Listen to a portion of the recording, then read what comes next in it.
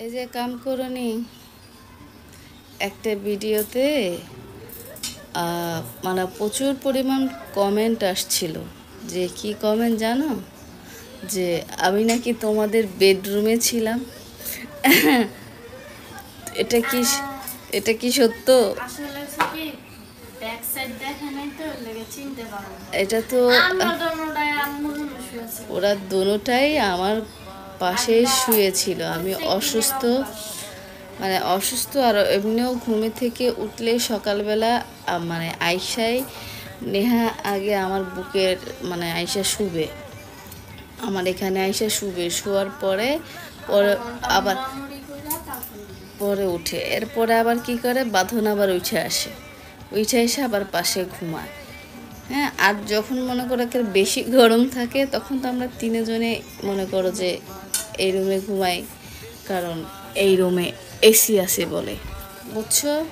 Clear? মানে না জেনে না বুঝে, না জেনে না বুঝে ফাট করে কমেন্ট করে ফেলে। আচ্ছা যাই হোক, আমি কমেন্ট উঠাই নাই আর মানে রিপ্লাই ভিডিও দিচ্ছি না এটা না। তো তোমরা যারা আমার ভিডিও দেখো তারা এখান থেকেই বুঝিয়ে নিও। যারা কমেন্ট করে তারা তো করবেই, অলওয়েজ করবে, সব সময় করবে, তাদের তো আর আমি ধরে রাখতে পারবো না, কারণ এটা তাদের নৈতিক অধিকার। আর আমি ওই অধিকার থেকে বঞ্চিত করতে চাই না। বাট আমার যদি ভালো না লাগে আমি সেটা ইগনোর করব, বা তোমাদের যদি কিছু ভালো না লাগে তোমরাও আমাকে ইগনোর করতে পারো, ওকে? কিন্তু একটু বুঝে শুনে তারপরে একটু দেখবে আর কি, যে এটা কি এইটা। বাট দেখা জিনিসও কিন্তু ভুল হয়, এটা জানো? কখনো দেখে কাউকে জাস্টিফাই করবা না, হয়তো তার সম্বন্ধে জানবে বুঝবে, তারপরে কাউকে জাজ করে একটা কথা বলবে। ক্লিয়ার? আচ্ছা, আপনি পুঁইশাক দিয়ে কী রান্না করবেন? ইলিশ মাছের মাথা দিয়ে। দেখছেন কেমন রাঁধুনি হয়েছে আমার মেয়ে? মানে পুঁইশাক আর কি দিয়ে রান্না করে জানো? গুড। তারপরে পুঁইশাক ভাজিও খাওয়া যায়। হ্যাঁ, আবার কিছু কিছু মানে দেশে পুঁইশাক ডাল দিয়েও রান্না করে। গুড। তো এইরকম আর কি। আচ্ছা, তোমার জন্য একটা গিফট আছে, গিফটটা দেখবা? সকালবেলাই মনে করো না তোমার জন্য একটা গিফট আছে, দেখো। তোমার জন্য তো অনেক গিফট, হয়তো আমি অসুস্থর জন্য আমি তোমাকে দিচ্ছি না, আছে। দেখি গিফটটা খুলো। ওকে, দেখো এগুলা আমার টুনটুনি এরা অনেক পছন্দ করে। এগুলা সবচেয়ে গ্রাউন্ডের সাথে পরে। এখানে অনেকগুলো হেয়ার ব্যান্ড, মানে হ্যাঁ কি কি বউ?